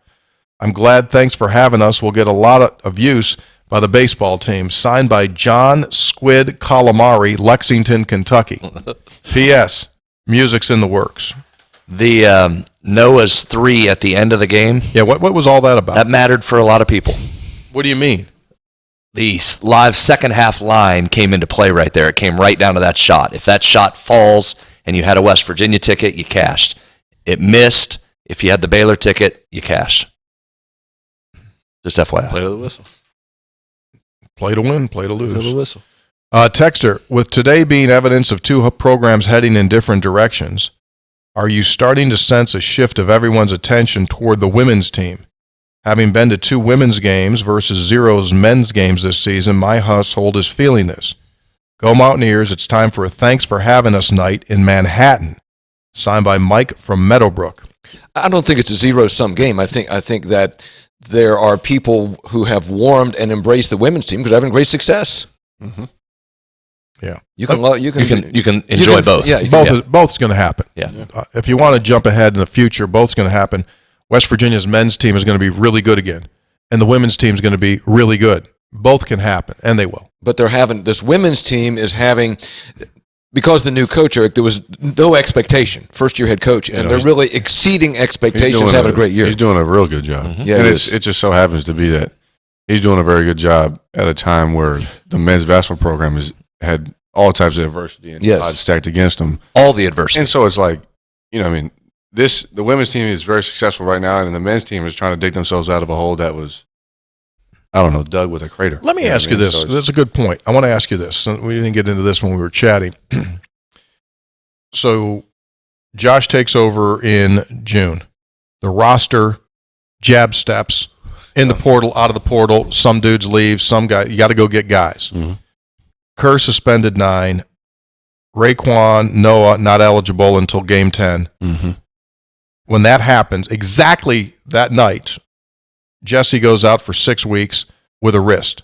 So give me your take as we talk about building a team chemistry-wise, trying to get an identity, trying Impossible. Literally impossible.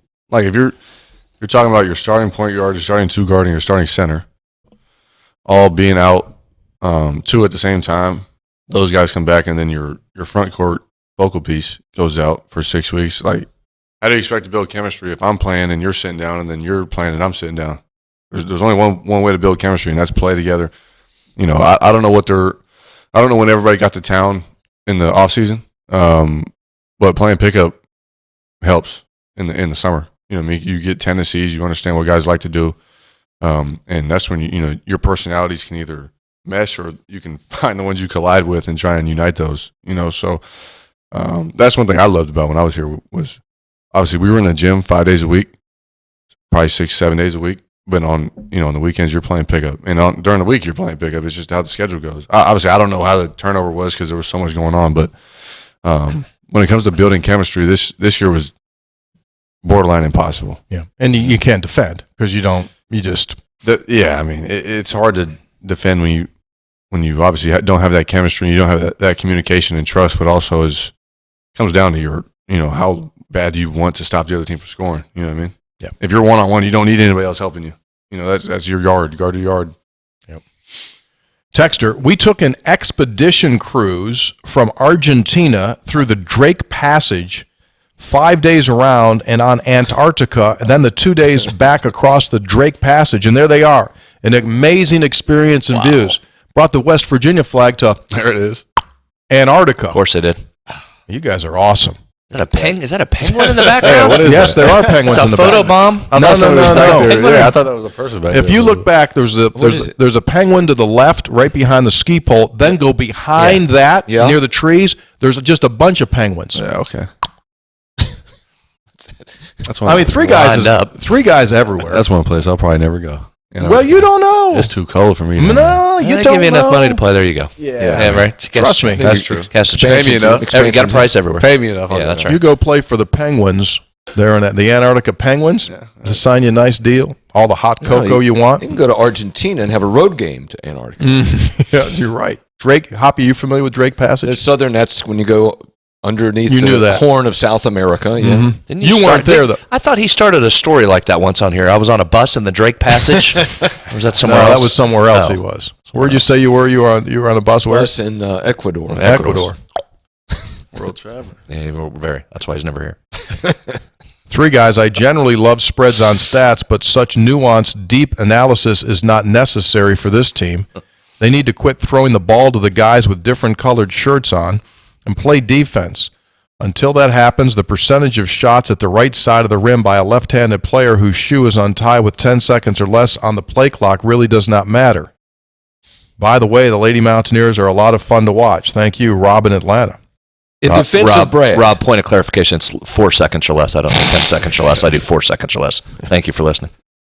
In defense of Brad, there are multiple levels. There's HOO, my obvious observations. Hoppy's obvious observations. Okay. And then there's Brad's statistical observations, which I think are extremely relevant Yeah. to how these games go. And I guarantee you that Eric, and when he prepares for a game and they got the scouting report, they see some of the same data that Brad looks at and say, okay, we got to watch out if this guy's in the corner He knows. because he makes a He certain knows. He's got it on a scouting report. He gets it on So scouting we're report, done. and then when he gets into coaching down the road, he's going to be extremely good. I do think what Rob was saying there, though, was the point we made in the beginning. It's turnovers and then that defensive stat we said. I mean, point taken. We get it. Yeah. I know what he's saying. No bounce passes on the perimeter.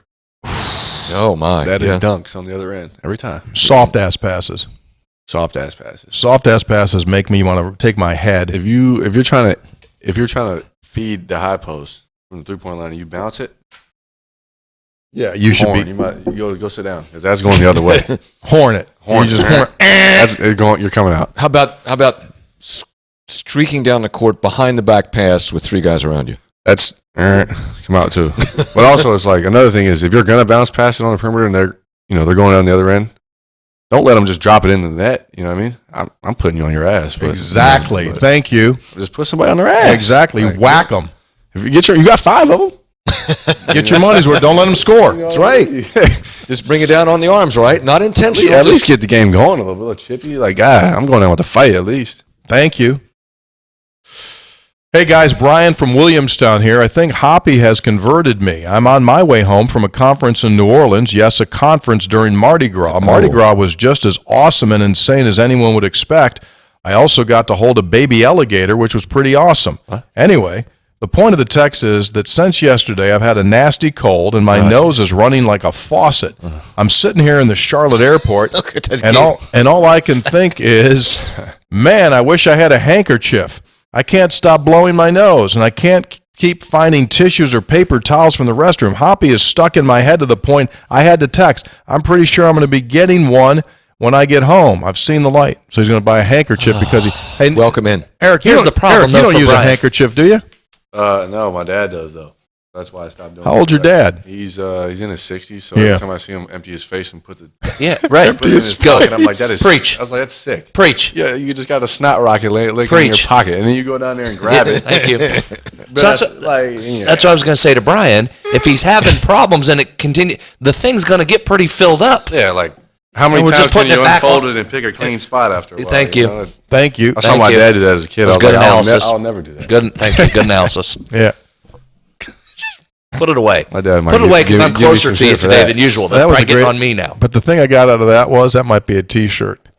He said, empty his face. Empty his face. Hey, give me your dad's info. He and I need to connect. Oh, hanky guys. Yeah.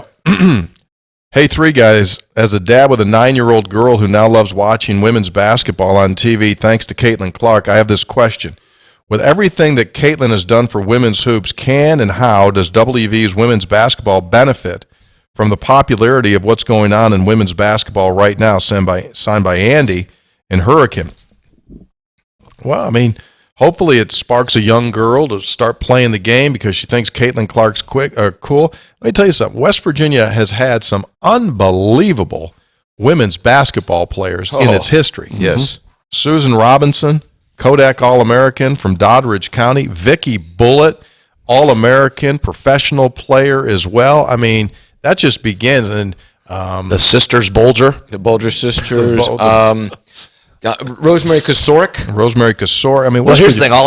I'll answer that from Andy as someone that also has a 9-year-old that loves watching not only Caitlin Clark but loves this particular West Virginia team. This staff and this group of kids is elite with outreach into the community with the players. Yeah. The players are great with the young kids. We've been to multiple camps, clinics over there. They do a tremendous job. Alexis Hornbuckle, Renee Montgomery. Yeah. I mean, are you kidding Yeah. me? Unbelievable pros. Yes. Mario Strosky, Parkersburg. Unbelievable pros through the years. Great college players. Texters, three guys. Hello. Tony, please yell it. Hello! There you go. Nothing like a nice Sunday morning with amazing coffee. Shout out to my wife who also said there must be chocolate as part of this roasting process. And you know what? She's right. Also, note the jam jar. Thanks, Tony. Definitely a nice option. Hoppy doesn't even know what we're talking There about it here. is. Also, for those who prefer to drink their coffee on the hotter side, the jam jar is noteworthy as you dispense smaller quantities out of the larger thermos. I love the show. Three Guys Doc. He got a nice system going right there. That's a lot going on. That is a pour over. Looks like he's got a Chemex there, one of the great coffee brews. And you know what? Hey, Senator, Yeah. that ain't no 14-ounce bag my boy That's bought. That's a big bag. That's a That's big one. 5-pound Big bag right Yeah. there now. That's our coffee there, Coach Stevenson. That's There the you game go. day grind. Okay. It's called Game Day Grind. How You was that? missed the 'Cause whole I mason drink jar coffee. thing. You drink coffee? He came in with a I big got thermos of coffee and had like a maker at my apartment, and I So- put coffee in there. like a little mini mason jar. Hey, I thought We'll maybe get he you just some. took the candle. We'll get you Sometimes some. you put a candle Sure. in those Yeah, things. yeah. Took it out and used it as a Game coffee day, cup. it's called Became a Game Day thing. what? Game Day Grind. Missed But it. you don't need Missed to it, worry sorry. about it. We'll get you some Game Day for Grind. appearance. For For appearance. appearing on the show. Got it. Does he drink coffee? He drinks coffee. Oh yeah, we got it. Game You Day got a grind. Take grinder? care of it. I got all that. Grinder. Oh. Pot. He's from Washington State. They drink that's coffee. I'm from the coffee world. So, all right, we'll get you some. Gotcha. Texter, Hey, guys, I'm disappointed the outcome of the men's team. I really thought the addition of the players from the portal would help us win a lot more than it's turned out to be. Since Edwards has come back from his injury, the world champion Mountaineers have won 1 game, lost 5. I'm not saying replace him, but maybe utilize a different lineup than we have out there now. Could we play 2 forwards with Edwards, like maybe Sumnick and Harris for guards? I like Crease, la, la, la, la, la, la, la. You want a different lineup. Yeah. Hot Rod in Woodridge, Virginia. Please protect the ball, throw good passes, not lazy ones. Maybe they should watch how the West Virginia women's team plays. Keep up the good work. Yeah, turnovers. Thank you, Hot Rod.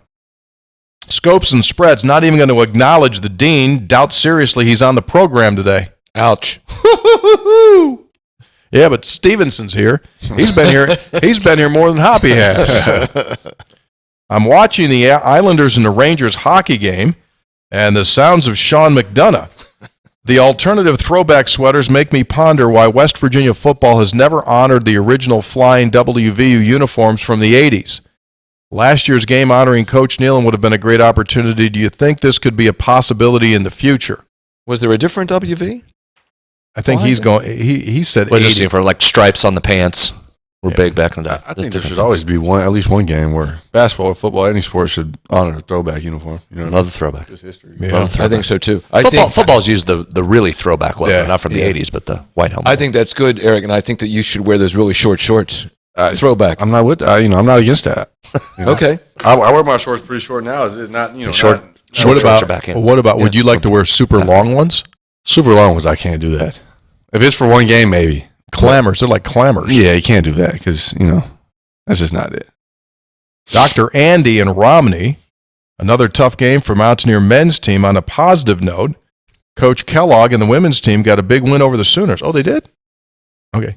It was fun listening to Sean McDonough call the Stadium Hockey Series this weekend. I always think of Tony's impersonations of Sean, which gives me a laugh.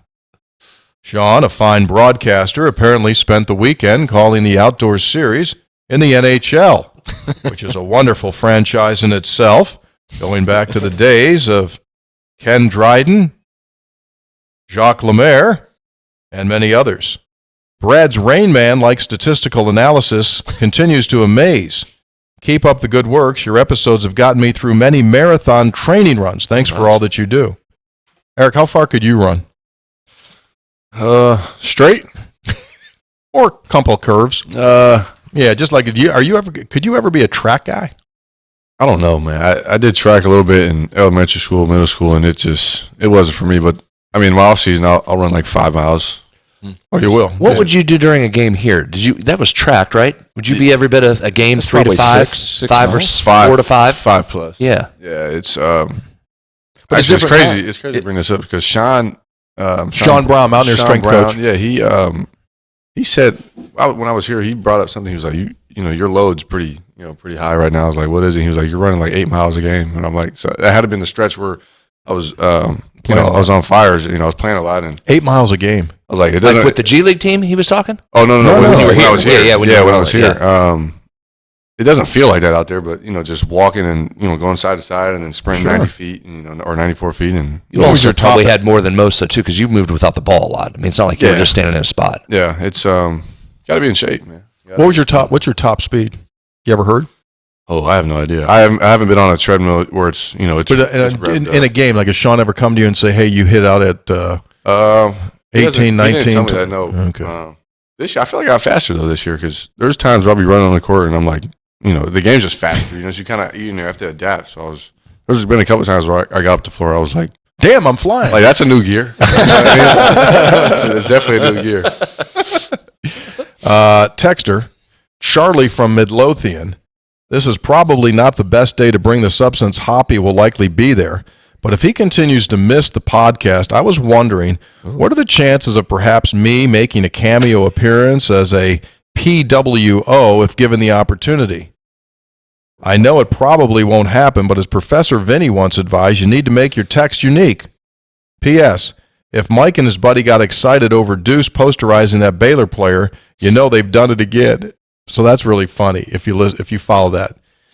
Mike and his buddy got excited over Deuce posterizing that Baylor player. So we had 2 dudes last week watch the Texas game, here in Morgantown, and they went and watched it on TV. But they actually watched the first game of the year at the Coliseum and didn't realize that we were playing in Austin till the guy went home that night and told his dad, "Hey, that was a great win by the Mountaineers." And the dad said, "What are you talking about?" Yeah, he was watching the rerun. They watched the game from the first game.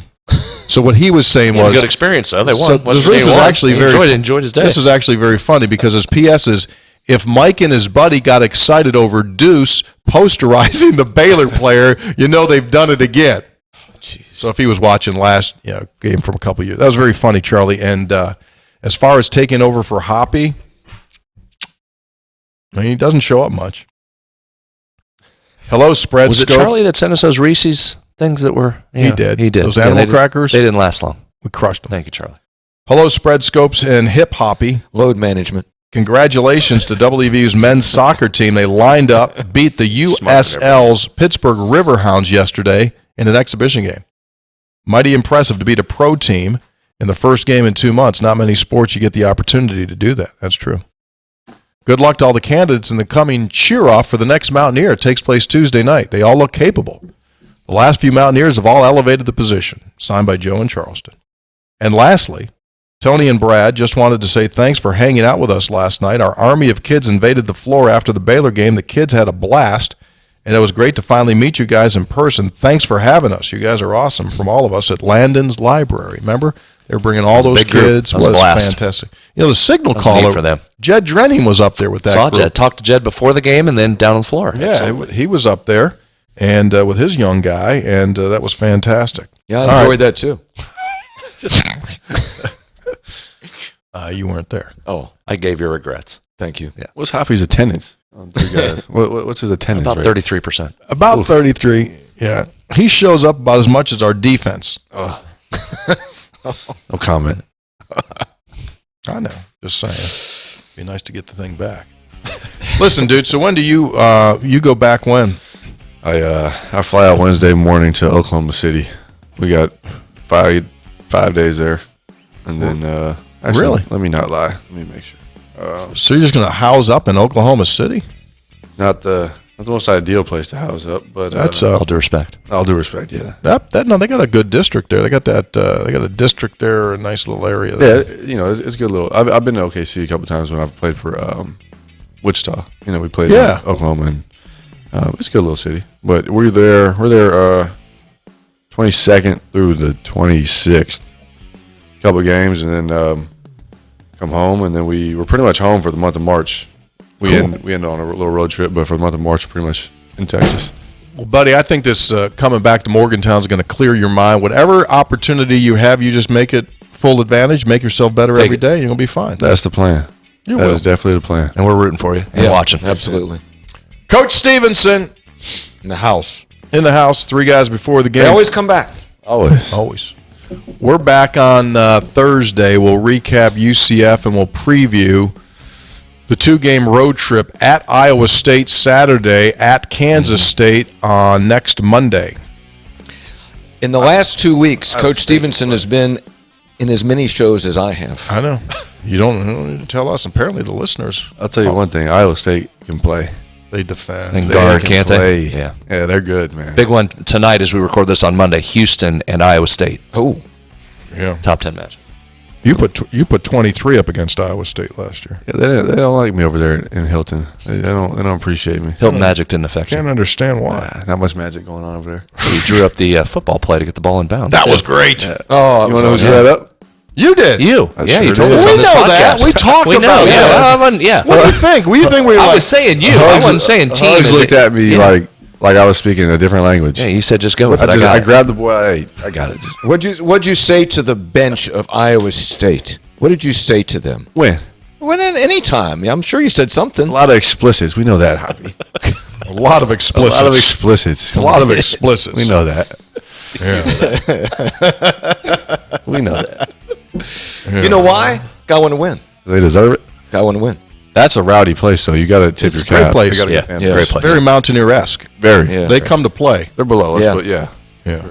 3 guys Number before one, the All due game. respect to them also. All due respect. respect. Yeah. 3 guys before the game. We're gonna get. He gets Mountaineer Roasting's game day grind for appearing on the show. We'll get you Yeah, back. we need the address. Just We'll get us send an it down address. there. Seriously, we'll get it. Three Guys has been brought to you by Comax Business Systems, keeping West Virginia's business data safe, secure, and efficient for 25 years.